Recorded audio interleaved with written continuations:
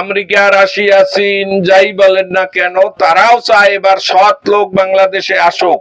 কারণ বাংলাদেশে দুর্নীতি এত বেশি ছড়িয়ে পড়েছে রন্ধ্রে রন্ধ্রে, প্রতিটি কাজ আপনারাই সাক্ষী। তহসিলদার অফিসে যাবেন, টিএনও অফিসে যাবেন, অমুক অফিসে যাবেন, টাকা ছাড়া কোনো কাজ হয় না।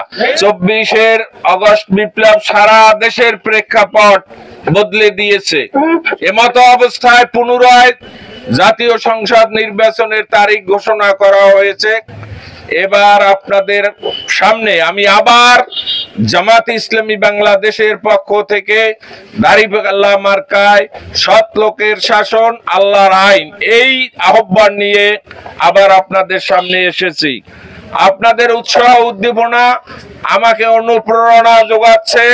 আলহামদুলিল্লাহ, আগামী নির্বাচনে সারা দেশে মানুষের ভিতরে একটা রব উঠেছে। নৌকা দেখেছি, ধানের শীষ দেখেছি, লাঙ্গল দেখেছি, এবার দাড়িপাল্লা দেখতে চাই। এটা শুধু পাথরঘাটায় নয়, শুধু বরগুনায় নয়, সারা দেশের মানুষের, যার প্রমাণ আপনারা একটা দেখেছেন ঢাকা বিশ্ববিদ্যালয় এবং জাহাঙ্গীরনগর বিশ্ববিদ্যালয়ের নির্বাচনে। ভাইরা আমার, এবার ব্যাপক পরিবর্তন হতে যাচ্ছে দেশে।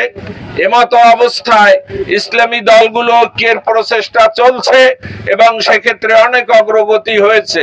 যদি তাই হয় তাহলে ইসলামী শক্তি এবার ক্ষমতায় যাবে ইনশাআল্লাহ। দেশি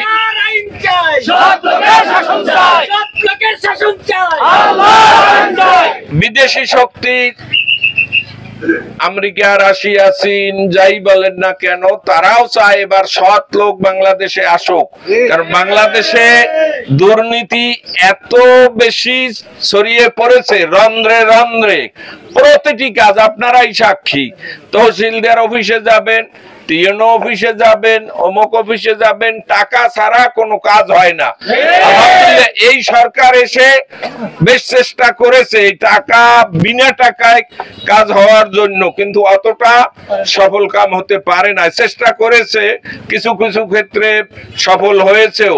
ইনশাআল্লাহ যদি ইসলামী শক্তি ক্ষমতায় আসে তাহলে আমরা চিরতরে দেশ থেকে সাদাবাজি, জুলুমবাজি, নির্যাতন, নারী নির্যাতন, বিভিন্ন রকম অন্যায়, অবিচার, জুলুম দূরীভূত করব ইনশাআল্লাহ।